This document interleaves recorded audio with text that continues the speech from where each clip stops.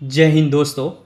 कल अलग अलग लोगों के मन में अलग अलग पार्टी के लिए एक पट्टी बंधी हुई है जो इतनी गहरी है कि मतलब वो अंधभक्त हो गए हैं किसी भी एक पार्टी के लिए। तो मैं ये उन सभी को बताना चाहता हूँ कि ये पॉलिटिकल पार्टियाँ किसी की नहीं होती हैं।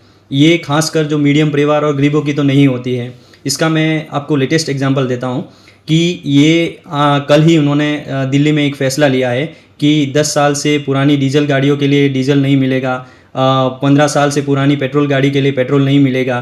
तो ये नहीं मिलेगा या नहीं देंगे, इसका इससे तो यही सिद्ध होता है कि वो बंद ही करवाना चाहते हैं।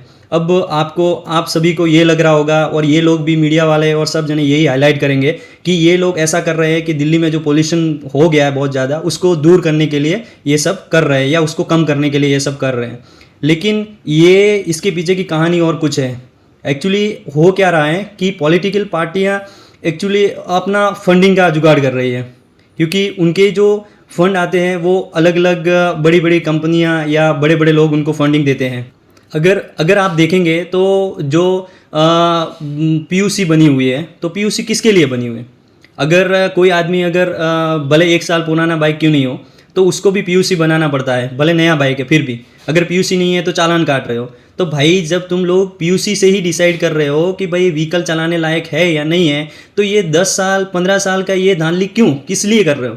ये आम पब्लिक को परेशान करने के लिए है, मीडियम वर्ग को परेशान करने के लिए। वो कोई अमीरों के लिए नहीं है। अमीर तो है, वो हर 2 4 5 साल में नई गाड़ी खरीदता है तो उनको कुछ फ़र्क नहीं पड़ेगा। लेकिन अमीर लोग इंडिया में बहुत कम हैं। वो हर 2 4 साल में गाड़ियाँ खरीदेंगे तो जितनी भी गाड़ियों की जो कंपनियाँ हैं जो गाड़ियाँ बेच रही है उनको इतना प्रॉफिट नहीं होगा। तो उसके प्रॉफिट कब होगा? जब मीडियम और जो लोअर पब्लिक है वो हर 10 साल 15 साल में जो गाड़ियाँ खरीदेंगे तो उनको ज़्यादा प्रॉफिट होगा। तो उस चीज़ के लिए ये मेरा ऐसा मानना है कि ये लोग अंदर के अंदर ये जितनी भी बड़ी बड़ी कार कंपनियां हैं उससे साझा करके इन्होंने एक लोगों के बीच में एक मेंटलिटी पैदा कर दी है कि वो पोल्यूशन कम करना चाहते हैं। लेकिन एक्चुअली ये हम लोगों को मजबूर कर रहे हैं कि हम हर 10 15 साल में नई गाड़ी खरीदेंगे।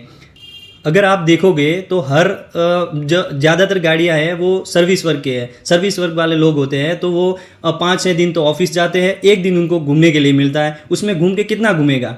और इस हिसाब से देखोगे तो वो 10 15 साल में क्या नई गाड़ी ले लेगा? आम इंसान कम अगर हर 10 साल में गाड़ी खरीदने लगा तो उसका तो हो गया काम। उसके इतनी ही सैलरी ही नहीं होती है कि वो उतना हर साल गाड़ी खरीद सके। और गवर्नमेंट उनका भला करने की बजाय उनको मजबूर कर रहा है गाड़ी खरीदने के लिए। वो किस लिए कर रहा है? क्या कर रहा है कि आम पब्लिक नई नई गाड़ियाँ खरीदेगा तो गाड़ियों वालों की इनकम बढ़ेगी, और गाड़ियों वालों की इनकम बढ़ेगी तो उन लोगों के जो पॉलिटिकल जो फंड है वो ज़्यादा से ज़्यादा मिलेगा गाड़ियों वालों की तरफ से। और मरेगा कौन? आम पब्लिक मिलेगी, मीडियम पब्लिक मिलेगी। उनको कुछ नुकसान नहीं होने वाला है बड़े लोगों को। जब आपको ईयर के हिसाब से ही अगर डिसाइड करना है कि 10 साल से पुरानी डीजल गाड़ी किसी काम की नहीं रहती है, 15 साल की पेट्रोल की गाड़ी किसी काम की नहीं रहती है, तो भाई ये पीयूसी करवा करवा के लोगों को क्यों लूट रहे हो? ये दोगलापन क्यों कर रहे हो आप? तो लोगों को, आम पब्लिक हो, आम पब्लिक, आप मीडियम है, लोअर पब्लिक है, आप लोग सभी जाग जाओ। अब हमें जागने की ज़रूरत है। ये लोग हमें इस हाथ भी लूट रहे हैं, इस हाथ भी लूट रहे हैं। ये खाली लूटने का ही काम कर रहे हैं। अभी हमें जागने की ज़रूरत है। या तो आप पीयूसी के हिसाब से गाड़ियों को रोड पे चलने की इजाज़त दो, या ईयर के हिसाब से। आप पीयूसी भी करवा रहे हो और ईयर भी करवा रहे हो। गाड़ियाँ किसी साल से कोई डिसाइड नहीं होती है। नौकरी पेशे वाला होता है, उनके 5 5 साल तक 20,000 किलोमीटर की गाड़ी चलती है। और वो 10 साल में क्या गाड़ी नहीं खरीद लेगा क्या? गाड़ियों का डिसीजन होना चाहिए कि वो पीयूसी के अकॉर्डिंग से होना चाहिए। कोई मापदंड होना चाहिए कि वो चलाने लायक है या नहीं है रोड पे। ऐसे ईयर के हिसाब से नहीं होना चाहिए। और ये किसी एक के आवाज़ उठाने से नहीं होगा, सबको आवाज़ उठानी पड़ेगी। ये इनकी मनमानी चलाने नहीं देना है अपने को। इसलिए आप सभी से निवेदन है, आप सभी जागरूक होइए और इस चीज़ के खिलाफ आवाज़ उठाइए।